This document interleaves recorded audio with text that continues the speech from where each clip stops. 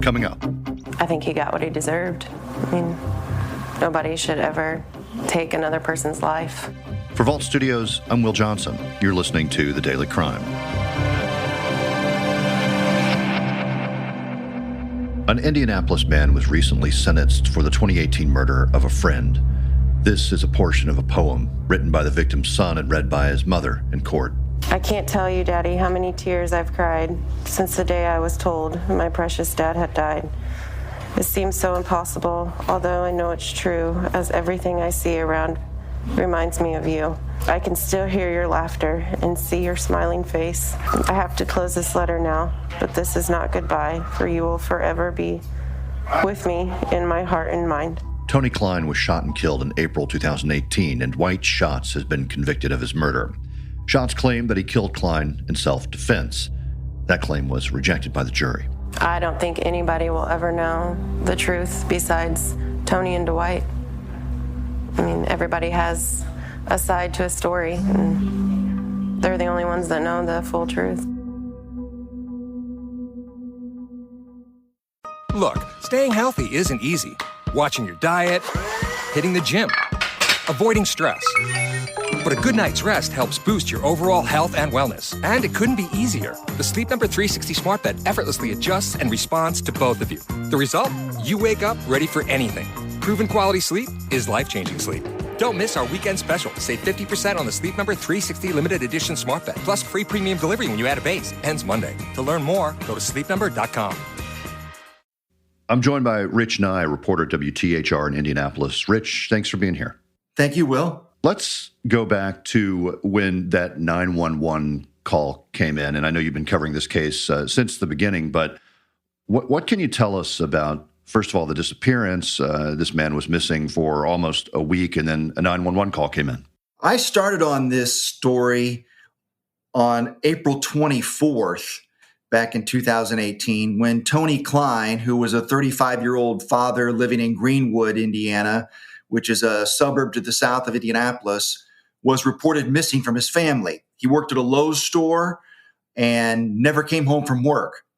And his family knew something had to be wrong, didn't think he would ever do anything like that and not report into someone. And so they suspected something was very wrong from the very beginning. And so I started covering this case as a missing person story. His truck was eventually discovered parked in a parking lot of a church, which happened to be, maybe a couple of football fields from the home where his body was eventually found. And so Tony Cline was missing for 6 days, and then Dwight Shotts made the 911 call. And I'm going to play some of that audio. Actually, it's pretty dramatic and pretty horrific when you think about what was going on. Here's some of that call. What's going on today?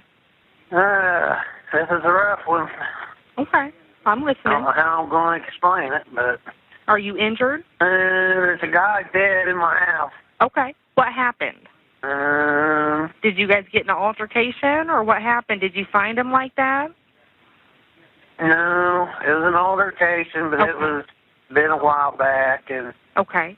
I didn't know what to do. I panicked to put him in the tub, and now he's been in the tub, and now he stinks, and so I don't know what to do. Okay, how long has he been in there? A week. Okay. And what happened? Did you shoot him, or what happened? Yes. Oh, you did shoot him. Okay. Are you going to be able to come out of the house?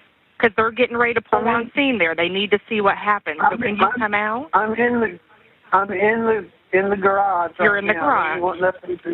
They're here right now. Okay, Dwight, can you walk out to them? But I need you to have your hands up. Can you put your hands up? I don't want to. Listen, Dwight, I know you don't want to, but you've got to walk out, okay? So I need you to approach the officers with your hands up. I'm too scared. I know you're scared. I'm scared. I know you're scared. I need you to put your hands up so they know that you don't have a weapon on you. Can you do that, please?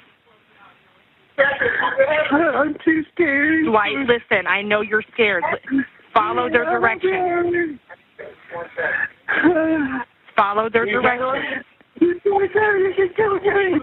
You can do it. I don't care. Okay.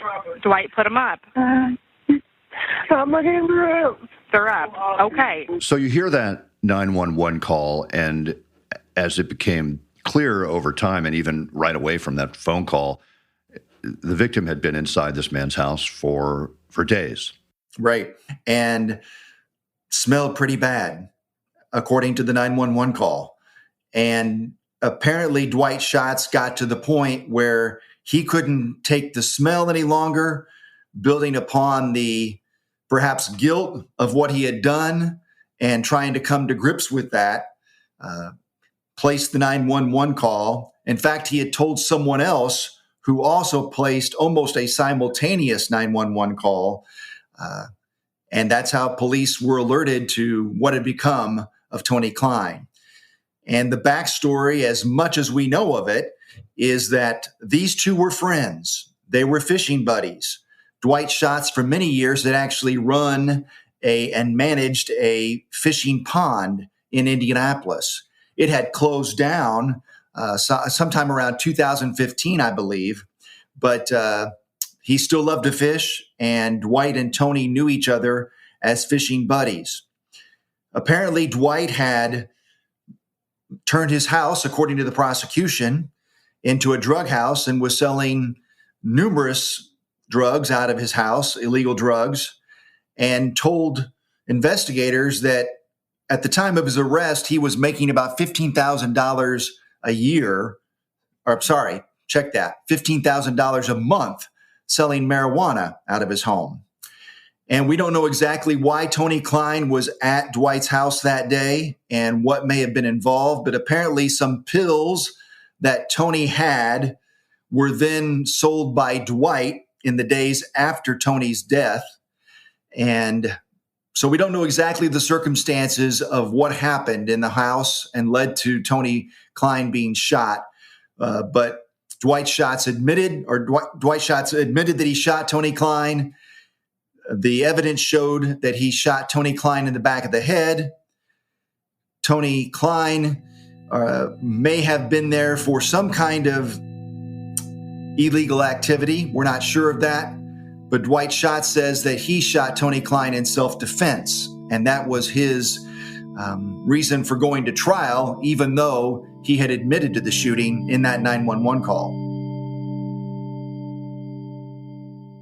Despite what you might believe, your weight is not your fault, even if you've been trying to lose weight for years. Meet Calibrate, the science-backed program that proves sustainable weight loss does not come from yo-yo dieting, calorie counting, or willpower. It's all about biology. The Calibrate program works differently by addressing metabolic factors with FDA-approved doctor-prescribed medications and one-on-one face-to-face coaching for food, exercise, sleep, and emotional health. Real support, not chatbots. We partner with you to help you take control of your weight and your health with tiny tweaks that lead to real results. In fact, our earliest Calibrate members lost 14% of their body weight on average. Fight biology with biology. Get $50 off Calibrate's 1-year metabolic reset when you use code SAVE50 at joincalibrate.com. Visit joincalibrate.com to see if you're eligible and use code SAVE50. 911, what is your emergency? Frantic calls to 911. Crime scenes and lives violently ended. Police officers arrived to find that she had been stabbed well over 20 times. Secrets and lies and the search for suspects. Your wife, she's being arrested and charged with murder. Trials and verdicts. The defendant is guilty of first-degree murder. I'm Brian Ross. Join me for Killer Cases, a new podcast from Vault Studios and the Law and Crime Network. A jury convicted Dwight Shotts last year. He was recently sentenced. Tell us about the trial. That defense that it was self-defense didn't pan out for Dwight Shotts. The interesting thing here is that Dwight Shotts had a stroke several years ago. And while he's not confined to a wheelchair, he does not get around very well. In fact, he was rolled in and out of the courtroom during his trial and sentencing from the jail to the courthouse and to the courtroom in a wheelchair. And so he doesn't have great mobility. But the evidence showed that he shot Tony Cline in the back of the head at close contact. He claimed that he thought Tony Cline was trying to rob him. And we know that drugs were being sold out of the home. But as Tony Cline's wife told me after the sentencing, the only two people who will ever really know what happened are Tony and Dwight. And Dwight claimed self-defense, but we didn't get a lot of details about what happened or what he said happened in his house besides what you hear in the 911 call. And in the 911 call, Dwight Shotts never makes any reference to being robbed, never makes any reference to feeling threatened. He just says that there was an argument, an altercation between the two, and that's what led to him shooting Tony Cline. Rich, what can you tell us about Tony Cline? He left behind a family. Tony Cline had two sons with his wife, and at the sentencing, his wife was the only one who testified. And in her victim impact statement, she referenced the difficulty that this has created for their family, the financial difficulty of not having the primary supporter of their family, but the difficulty that both sons have had since their father's murder and coming to grips with that. They were, I think, in the ages of 7 to 10, the two boys. They've had trouble at school with their schoolwork, trouble at school. One boy had separation anxiety. The youngest son didn't want to go anywhere, didn't want to be away from his mom at all for any length of time. The older boy threatened to harm himself, even threatened to and tried to set their house on fire. And so this has caused a lot of problems in their family. And the mother said at the sentencing hearing that the family is in a better place now, and they're all doing much better. But this has been 4 years. Because of COVID and other issues, this took a lot longer than even most trials take to come to the courthouse.